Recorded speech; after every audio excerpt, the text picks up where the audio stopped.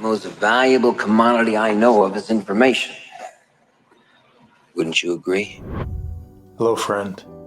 A new fire has broken out late today, and those ferocious winds that have been hampering the rescue efforts and the efforts by these firefighters to try to put out the fires you're looking at, they are picking up again tonight. Right now, a little concerned. I have a lot on my heart. But first and foremost, I want to say condolences to everyone dealing with the LA fires right now. My prayers and my support goes to you and your families. We are hoping for the best. We are hoping that you guys can make it out and survive this. And I'm gonna just pray to God, for better solutions and better leadership. Which leads me to the point of why I made this video. I have questions because it just doesn't seem right. It doesn't feel right to me. Things don't make sense. Things aren't adding up. And I think now is really important that we should be asking the right questions, especially to those in authority and holding them accountable. And you don't have a lot of manpower. I mean, all hands on deck, but you need more. When I was driving to the command post, it really looked like an apocalypse.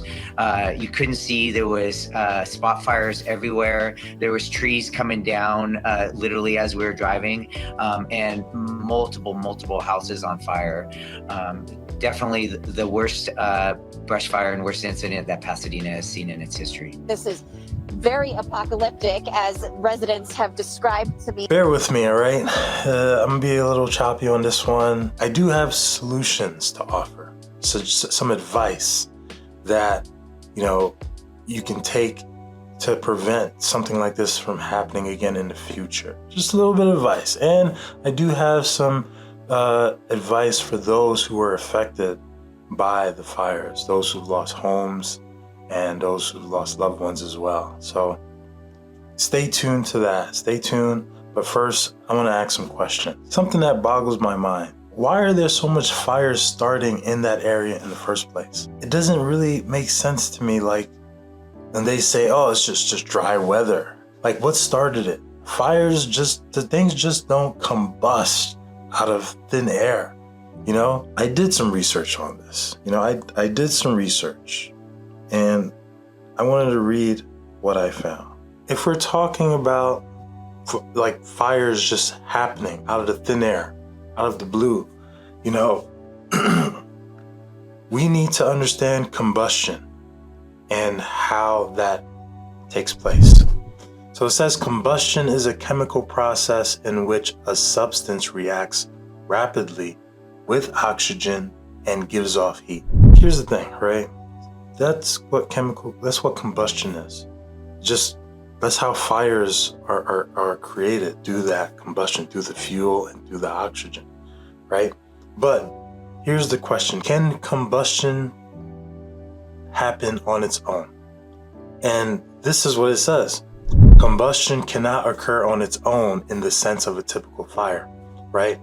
But a phenomenon called spontaneous combustion can happen where material heats itself up through chemical reactions, reaching a point where it ignites without an external heat source. So they're trying to tell us this narrative that these fires are just happening just out of thin air.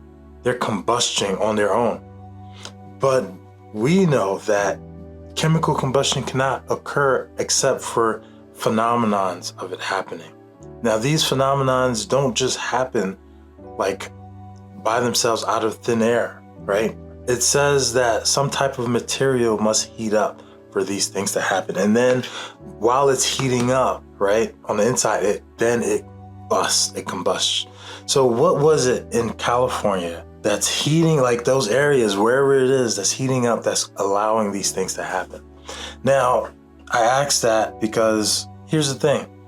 It's it seems as though we are so ill-equipped to deal with these fires. I just don't understand why fire is kicking our butts. Why is fire kicking our government's butt so much? It's like we have a lot. Yeah, Caitlin, you talk about that new fire and you talk, it's mind boggling. It is. There were people grabbing their suitcases. I don't know if you can hear it, but phones going off here, evacuation orders coming in, those alerts. And that with that fire, grabbing their suitcases more than many people here in Pacific Palisades were able to do, but immediately rushing to try to evacuate. So there's that new fire. You talked about those winds. They are anticipated to pick up over these next few hours. So how is it that there are multiple fires in different areas, in different directions? Like the winds, how are the winds blowing so much, right? It's causing fires to happen that are, these places are unrelated to each other. It's like there's a fire here, then all of a sudden one starts here. Does that sound right to you? Doesn't that sound like arson? Like someone is involved in this? This cannot be a natural occurrence. And if you are telling me it's a natural occurrence, then you're saying that it's God-made and God sent those fires. That's what you're saying. If it wasn't a natural occurrence, then we must understand that man might have had some type of hand in starting these things. This is human influence. Now, this is coming as you were looking at live pictures right now of that fire this evening. That is what 900 firefighters are going to address just this evening. Governor Gavin Newsom announcing that a few moments ago. Now, put that on top of this. The two largest fires, the Eaton and Palisades fires, they're still 0% contained right now. Look at this mind-boggling destruction. I mean, it is entire neighborhoods that have been decimated as far as you can see. And when you look at this, of course, each of those is someone's home. And each of those had people inside of them. They haven't even contained those. And now they have other ones to fight. What are we doing out there? Where's our money going? Why is this kicking our government's butts? Why are we so concerned going to the moon, conquering Mars? Yeah, we can't even put out fires in our own backyard. How does that make sense to you? Why are they so focused on spending money in other places that are not necessarily that important right now? But they fail to spend money to help us make sure that situations like this don't occur. And if situations like this happen, we are well equipped and prepared for it, to deal with it. I've heard situations where people are losing their fire insurance over this. State Farm canceled almost all of their homeowners insurance policies right before the fires hit. They pulled coverage on 1,600 policies after a record-breaking summer. They labeled this area as just too high risk. State Farm announced that their number one priority right now are the safety of their customers and their employees. JP Morgan's estimating the damage to be over $10 billion. Why is it that we are forced to have insurance on our homes, but they aren't forced to pay? But this is my parents' home. I know the feeling. And they just they got canceled from their fire insurance. So they're dealing with this. They're 90 years old. And through the state of California, because of this, they're 90 years old. They've lived in this house for 75 years, and they've had the same insurance, and these insurance people decided to cancel their fire. And we're going through this, and it just happened, and they have no fire insurance. So thank you, California insurance companies, supporting residents who pay taxes and love California. Why is it? Why can they just back out right when an emergency happens and they're not held accountable for that? Yeah, it might be legal, but is it ethical? Is it moral? Like, people are losing everything. And these companies are allowed, these insurance companies, they're allowed to take your money for years. And then when it's time that you need help, you need to use insurance, they're allowed to back out.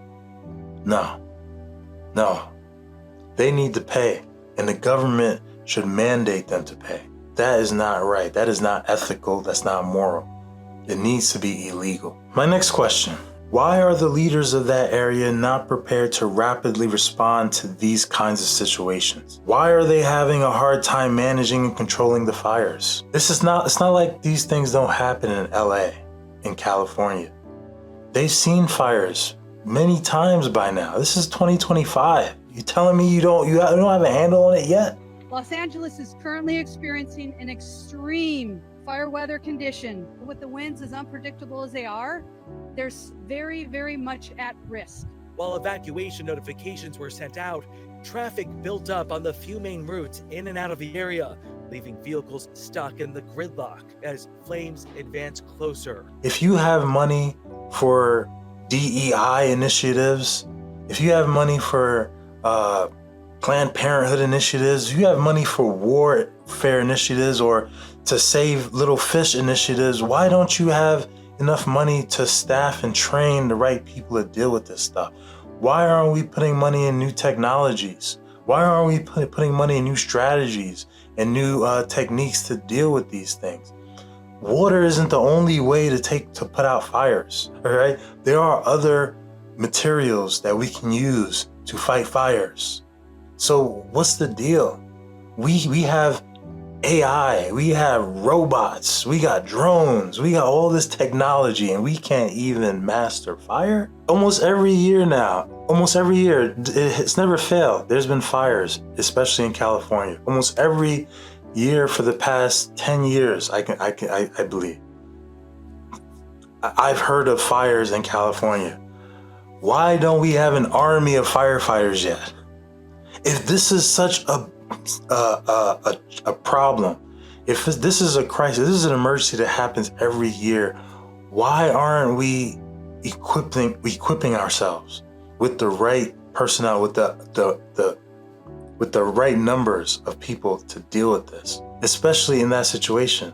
I'm asking the leaders now, those who are in power, those who have been placed in those positions by the people, right, for the people. Why aren't you positioning yourself to respond to these type of situations, these type of emergencies immediately as soon as they kick off? Why aren't we preparing beforehand so that these things don't even happen anymore? Why is there a lack of resources, i.e. water? Unless it's like an electrical fire or some type of lightning hitting, fires usually start small. They usually start small, right? Meaning that you have time to put it out before it gets that bad. Why are we waiting until the situation is almost uncontrollable to try to control it? Why aren't we getting control of the situation before it becomes this big? What's preventing you from doing so? Please, those are the questions you need to be asking your leaders, man. Every day, the LAFD is called upon to respond to crises, and today it is taking a step to resolve one of its own. The department's first ever Diversity, Equity, and Inclusion Bureau will launch in January, 1 year since its first ever female fire chief, Kristen Crowley, was appointed. So by creating this new bureau, our Diversity, Equity, and Inclusion Bureau, now we actually have the staff to do the work when it comes to doing a deep dive in regard to how we do business, how we take care of one another in the fire stations and in our work environment. The plan is to do so by adding training and enforcing accountability. Here's my thing. What does DEI have to do with dealing with these type of situations, these emergency situations? Now, I'm not trying to take away anything from women who want to be part of like firefighting, but shouldn't we focus on hiring people who can do the job the best? Shouldn't that be the priority? It doesn't matter what gender they are necessarily or what color their skin is, just hiring the people who can do the best job, especially in these situations. When it comes to combat roles, when it comes to like extreme emergency roles, we need to focus on the people who have the right abilities, not the right gender. DEI and the firefighting is the most useless shit you can have. You need people to fight fires. Doesn't matter what race they are. Fire men. I'm blaming the people that didn't have no water in them. Yeah, that's the state. That's the main thing I'm worried she about. goes- Who she's didn't down have the- I'd also blame them for cutting what 15 million to the funding. Oh, it was about like 19 or 20 million. She's down the line. She's my third. Make it make sense. Why don't we have enough water there? This is a major city in the United States. This is a major area. This is in the United States where we have a lot of people populated living in there. Why are they not equipped to deal with this? Why isn't there enough water? I don't get it. It's not like there's no water around there. You've got tons of water around there. So why isn't there enough to combat fires? Congressman, he has talked about this issue of the water, which is not what's happening here. There is water. It's just that there's so much demand. There are 5 fires burning in California right now. Why is he going straight to politics and not simply offering support? I mean, he's not president yet, so he can't offer resources. But why does he have to start attacking people politically? Well, first off, I would tell you the tragedy we see unfolding is terrible. And obviously we all want to start there. Water storage is a problem. And you said it yourself, there's not enough water to fight 5 fires. You can't build water storage in California because you can't build anything in California. There's one water storage project in Sacramento Valley they've been trying to build for 40 years. The reality is the left will not let it advance. There should have been more water storage, and that would have helped save lives and property. There should have been more water storage. Why? This is another question. Why aren't you letting those projects like that advance? Why aren't we not focusing our resources and energy and effort into projects like this instead of focusing on our energy in things that don't really move safety and security forward in our country? You know, like, I just don't get it. I don't get it. I mean, what we are hearing from California officials is that this is a water pressure issue, that the water has to come down, and that in some areas the water pressure was lost as they tried to reestablish that pressure. It's not a absence of water. There is water. No, it's the same issue. If you got water storage up on a hill or water storage with pumps, then you can maintain that water pressure. The reality is when they needed water to come out of those hydrants, it was not available. And it takes 7 years to get the same kind of project done in our country that you can get done in Canada or Australia in 2 years. We have made it impossible to build things, and that is a government problem. Is that the problem in this case with this massive, the fire of this scale is not just about can they put out this house or that house. This is a fire that is being accelerated by incredible wind. Once again, I understand there's winds, but before the fire got that big, it started out this big. All right, that's what we need to understand. All right, it didn't just start blazing just like that. Like the entire area just like literally combusted at the same time. It didn't. That's impossible. Like, unless God does it, or unless it was done intentionally by humans. We don't have all the information, but there needs to be someone whose job it is to gather all this information and share it with the public. Enough he said, she said, all right? We need real solutions from real leaders, real managers, people who have the skills and the integrity to move things forward. And government policy plays into that too. We across this country have made it impossible to manage forests.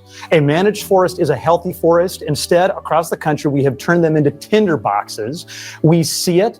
And frankly, if we don't let the loggers get in and in a targeted and appropriate way, get that underbrush out there, we will see more terrible visions like we have seen on your screen. These people are idiots, bro. Well, they didn't build the fires, the water storage to fight the fires, and we're seeing the aftermath of that. She's talking about some water pressure. What the hell that mean? Well, if it's water pressure and they holding a big gallon of water under some window, they supposed to have pumps to push them out. You mean to tell me they understood the situation, but they did nothing to prevent it? They did nothing to prepare for it. They didn't do anything before it became an issue, before the fire started. If they knew that the forests were tinder boxes, or the forest had shrubs, or the forests need to be maintained so that this wouldn't be a problem, why didn't they do it? Think about how much collateral damage has been done because of these fires. Think about the lives lost. Think about how much lives were changed. Think about how much money has been lost and is going to be lost because of the negligence and incompetence of those who were put in charge to manage things properly, but they did not manage things properly. They had other agendas. They had other problems that they were trying to solve, problems that they made up, imaginary problems, instead of real problems that they could have took the time to deal with before they became problems like this. Think about that. And how do we move forward from this? How do we move forward, right? If you voted them in to do a job, they didn't do the job, you should be able to vote them out. Fire them. They need to be fired. There should be a mass firing of all the incompetent folks that had dealt with this. That's accountability, right? They were responsible. They dropped the ball. Now it's time to be accountable. Judgment time. Well, they don't. I've seen a lot of things with how they got rid of water. It is political. The reason that they don't have these things is because things like climate change. Immigrants. That too, but things like climate change, they want to, like you said yesterday, they don't want to pick up debris on the ground in the forest because it helps the animals. But then, because it helps the animals, and then when these high winds come, it's gonna pick up. The fires is gonna continue. It's gonna get worse and worse and worse if you guys don't control and pick up in the forest.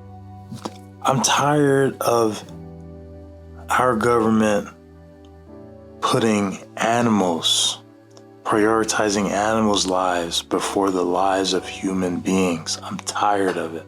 If it is true that Gavin Newsom is the absolute blithering idiot that I believe he is in the way he has handled fire management in this state again and again and again and again, this isn't a wake-up call. This is the kind of thing they have tribunals for. He is correct in that sense, right?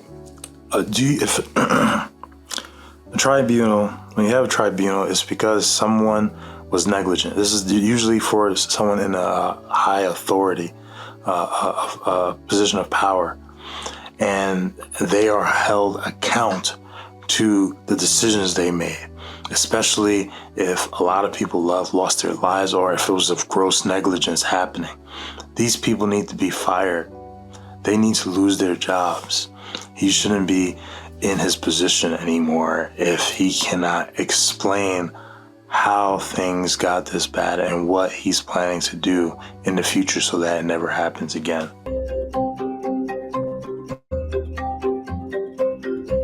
I mean, we have a mayor who cut the budget of the fire department in California by over $17 million. Fire is the biggest hazard in Los Angeles. Why would you cut that budget? My point again, if you know that this is a hazard, if you know that you have history of this thing, why are you cutting spending to the group who combats this? Why are you cutting spending there? But then you have money for other things.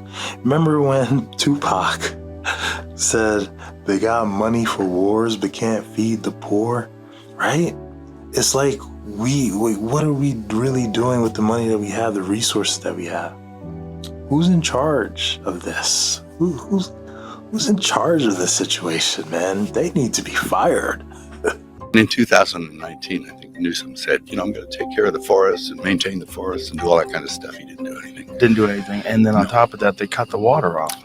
Yeah, that's right. Yeah, it's all funny. And then I think all our tax dollars probably went for Gavin's hair gel. So even though it's a joke, they're joking about his hair, but think about that.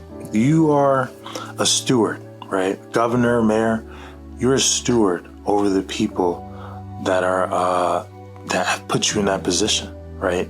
You are supposed to grow and develop the area, the people, right? The resources, the infrastructure. You're supposed to help it grow, develop, and maintain it. Why haven't you maintained those areas then? Like the forest, like he's saying. And why aren't we holding him accountable?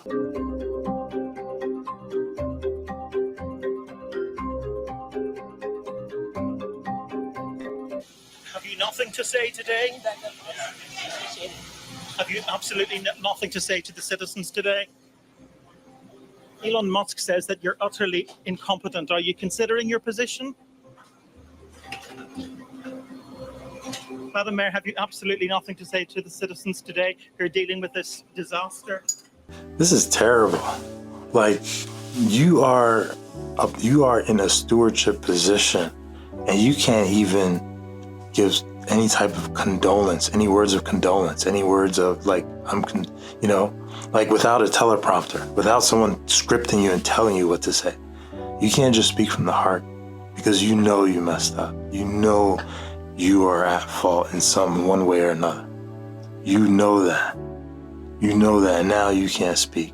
Listen, how are you in that position of authority, and yet you can't even answer a simple question? You can't say anything. How is that possible? Why do we put up with this? Why are we allowing them to continue to lead and guide us? Continue to guide us. Why are we allowing them to guide us? Fired. She needs to be fired.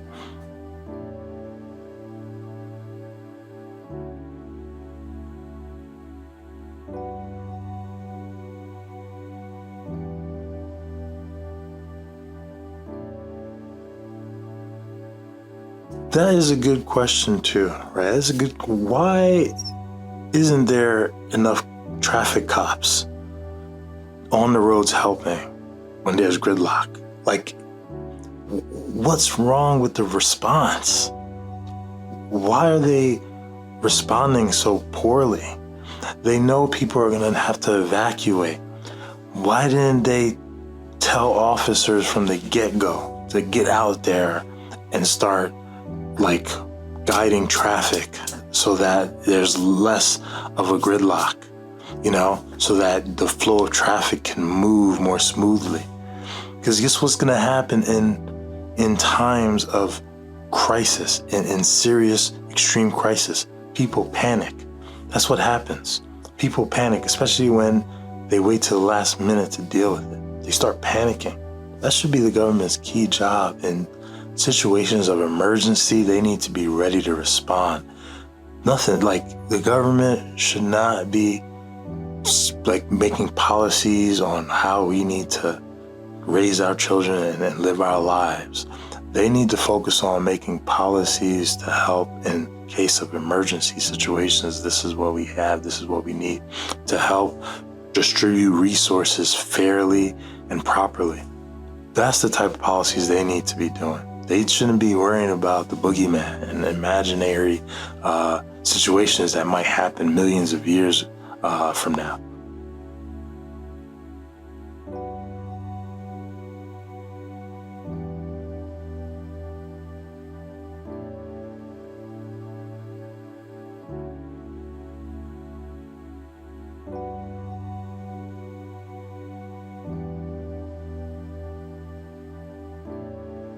Madam Vice President, I know you're directly affected, so you fire away. No pun intended. All right, as the president throws it to the vice president. No pun intended. Come on, Biden. Come on, Biden. Come on, my dude. That was a low blow. Like, is that really appropriate to say right now? Is my man that lost in his head that he thinks he could say stuff like this and it's okay? You telling me he didn't know what he was saying? Come on, man. These people are joking about it. People's lives have been decimated, and these people think it's a joke. We need to rethink how we develop leaders in this country and who we decide to place in these positions of authority over us as American people. We need to really rethink this thing. Governor, please tell me, what are you going to do with the president right now? We're getting the resources to help rebuild. Why was there no water in the hydrants, Governor? It's all literally. Is it going to be different next time? It has to be. Has to be. Of course. What are you going to do? I'm doing To fill the hydrants. I would fill them up personally. You know that. I would fill up the hydrants myself. Well, it's very sad because I've been trying to get Gavin Newsom to allow water to come. You'd have tremendous water up there. They send it out to the Pacific because they're trying to protect a tiny little fish, which is in other areas, by the way, called a smelt. And for the sake of a smelt, they have no water. They had no water in the fire hydrants today in Los Angeles. It was a terrible thing. What was wrong with what he said?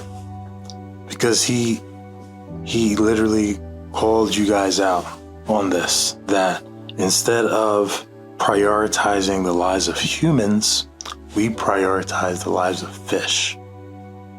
Is that what the government's supposed to do?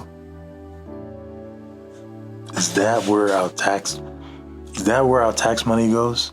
To protect fish instead of making sure we have enough water for people, especially in case of emergencies like this? Is that really right? Is it right? Am I the one that's messed up to see that this isn't right? I don't know. And we're going to get that done. It's going to finally be done. I got it done from the federal side, and he didn't want to sign it, but it's not going to happen again like that. People are literally fleeing. People have lost their lives. Kids lost their schools. Families completely torn asunder. Churches burned down. This guy wanted to politicize it. I have a lot of thoughts and I know what I want to say. I won't. I stood next to a president of the United States of America today, and I was proud to be with Joe Biden, and he had the backs of every single person in his community. Listen to what Joe said. No pun intended. Madam Vice President, I know you're directly affected, so you fire away. No pun intended. All right. They don't want to be accountable for this stuff. They don't want to be accountable. They don't want to say, yeah, I was wrong. I made decisions that put us in this situation. I would respect someone in a position of authority who was willing to say, I was wrong. I made some decisions that left us unprepared for situations like this. I would respect them if they would say that. But it seems like they don't want to be accountable. It seems like they don't want to be accountable because they don't want to be put on timeout, right? They don't want to, but they don't understand. They don't realize that you already look bad in the face of the public. They don't want to give up that power. That's what it really is. They don't want to give up that power. So with all that being said, this is for the leaders, right? I understand maybe you didn't know these things, but so I'm going to teach you how you can deal with emergencies like this or crisis like this. When an emergency happens, people in charge need a clear plan to keep everyone safe. Here's a simple way to handle this step by step. Step 1, prepare. Get ready before trouble happens. Be ready before the problem starts. Don't wait for something bad to happen. Plan ahead. Think about what emergencies could happen and prepare for them early. Learn from the past. If something similar has happened before, like a flood or wildfire, why not use what we've learned? Government money can help make better plans, buy supplies, and get ready so the same problem doesn't happen again. Build a skilled team. Hire the right people who know how to handle emergencies. Train them to act fast and stay calm. This team should be able to jump into action the moment an emergency happens. Use tools and technology. Create new tools, strategies, and even better buildings to help manage the emergency better if it keeps happening in your area. Make a clear action plan. Write down a step-by-step plan for what to do when things go wrong. The goal is to stay ready so you don't have to get ready. Avengers!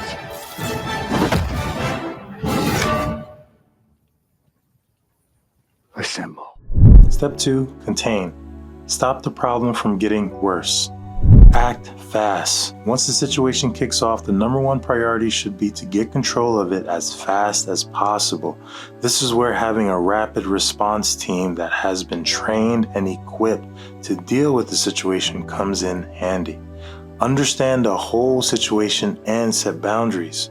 Containment of the situation is created by 2 key factors: having a clear understanding of the entire situation and by setting up parameters around it so it does not spread to other places. Gather as much information as you can and create the right barriers.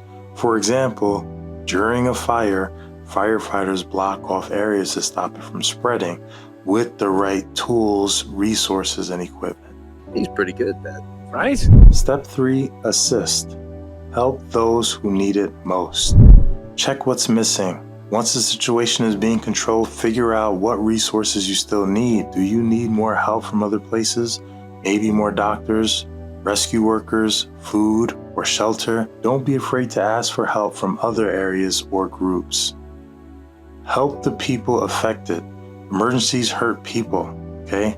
Focus on helping those in need, like families without homes, people who need food, or injured people needing medical care. Make sure they feel supported and safe. Whatever it takes. Step 4, account. Keep track of everything that happened. Record everything. Write down everything that happened starting from when the emergency began. Keep a record of what choices were made, who made them, and why. Admit mistakes.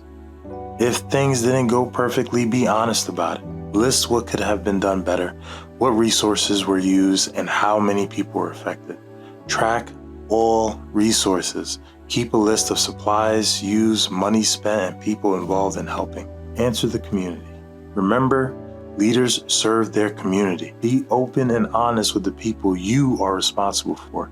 Share what happened, how it was handled, and how things can be improved for next time. By following these steps, prepare, contain, assist, and account, leaders can keep people safe, reduce harm, and make sure everyone knows they are doing their best during tough situations. Now let's talk about how to handle the aftermath of a crisis. This is a simple guide for those who survive and need to move forward. Why do we force? So that we can learn to pick ourselves up. When a crisis happens, it can feel overwhelming. I get it, but there's a way to get through it step by step. Here's how to handle the tough times after the storm. Step 1, pray. Turn to God for strength. When things feel out of control, the first thing to do is turn to God. Pray for peace, strength, and wisdom to face the situation. Trust that God hears you and can bring comfort when life feels heavy. Step 2, assist. Get and give help. Ask for help. It's okay to need help. Reach out to friends, family, or community groups who can support you. Help others too. If you're able, lend a helping hand to those who are also struggling. Working together matters. People are stronger when they support each other during tough times. Step 3, rebuild. Start moving forward.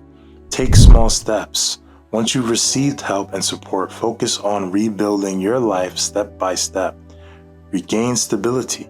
This might mean finding a safe place to live, getting back to work or school, or restoring broken relationships. Learn from the experience. Think about what you've been through and how you can prepare better for the future. And honestly, rebuilding takes time. It's not going to be an overnight process. However, it's something that we just have to do.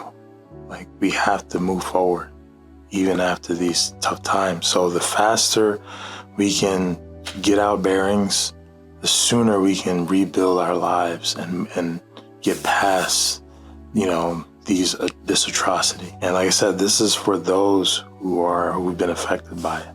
who've been affected, not just by fires, but by any type of disaster in your life, any type of emergency or crisis in your life. This is for you. Like, these are clear steps, and you don't have to do it alone, right? Seek help. Remember, seek help first. Then once you get stabilized, or once you're out of the crisis area, then rebuild, right? Do the things you need to do. Check all your resources. Make sure you have all the necessary skills. You need to develop yourself continuously, so that you are prepared just in case for the future. That's I think that's one of the biggest pieces, is to learn from it and develop yourself so that it doesn't happen again. Or if it does seem like it's about to happen again, you can respond a little better. Rebuilding doesn't mean going back to your old house and trying to rebuild what was, destroyed. But remember, a house isn't a home. If you have your family, the lives of your family, go move into a new location, find a new house, build that house, make that home.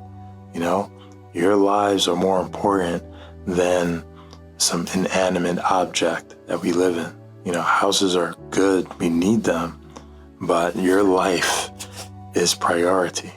So first, thank God that you're alive and count your blessings, right? And then get together, get your stuff together, and move forward. That's it for now. I don't think I can talk any more about this situation. I'm just, once again, my prayers to the families involved and who are going through this. I pray that God just protect you as you're battling this situation, this crisis. I pray that God bestows wisdom upon our leadership, and that He helps them understand how to govern the people well. I pray for better leadership, better leaders, those who continuously develop themselves, and those who learn from the mistakes of the past so that they don't do them in the future. So we do have a Bible study if you guys are interested in coming. And normally I don't promote this here on this channel. Normally I don't do these type of videos. I'm usually just really teaching, but God put it on my heart to do this video. So if you're interested in joining our weekly Bible study, it's on Zoom. It is early in the morning. It's at 8 a.m. Eastern.